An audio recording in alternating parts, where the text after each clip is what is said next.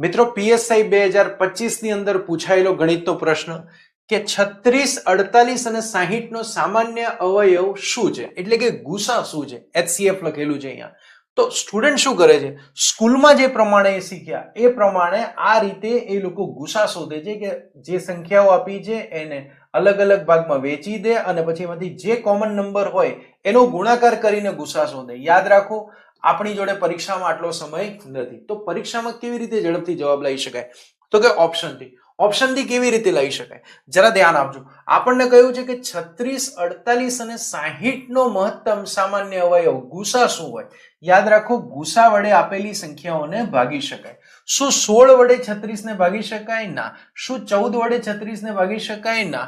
શું 18 વડે 48 ને ભાગી શકાય? ના. તો આપણી જોડે એક જ ઓપ્શન વધ્યો, 12, અને 12 છે આપણો જવાબ છે. મિત્રો, આવા વધુ પ્રશ્નો માટે જોડાયેલા રહો શૈલેષ પટેલ ઇન્સ્ટિટ્યૂટ સાથે. આભાર.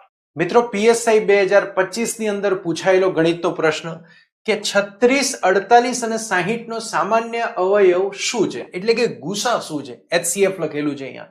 તો સ્ટુડન્ટ શું કરે છે, સ્કૂલમાં જે પ્રમાણે શીખ્યા એ પ્રમાણે આ રીતે એ લોકો ગુસા શોધે છે કે જે સંખ્યાઓ આપી છે એને અલગ અલગ ભાગમાં વેચી દે અને પછી એમાંથી જે કોમન નંબર હોય એનો ગુણાકાર કરીને ગુસા શોધે. યાદ રાખો, આપણી જોડે પરીક્ષામાં આટલો સમય નથી, તો પરીક્ષામાં કેવી રીતે ઝડપથી જવાબ લઈ શકાય? તો કે ઓપ્શન થી કેવી રીતે લઈ શકાય? જરા ધ્યાન આપજો. આપણને કહ્યું છે કે 36, 48 અને 60 નો મહત્તમ સામાન્ય અવયવ ગુસા શું હોય? યાદ રાખો, ગુસા વડે આપેલી સંખ્યાઓને ભાગી શકાય. શું 16 વડે 36 ને ભાગી શકાય? ના. શું 14 વડે 36 ને ભાગી શકાય? ના. શું 18 વડે 48 ને ભાગી શકાય? ના. તો આપણી જોડે એક જ ઓપ્શન વધ્યો, 12, અને 12 છે આપણો જવાબ છે.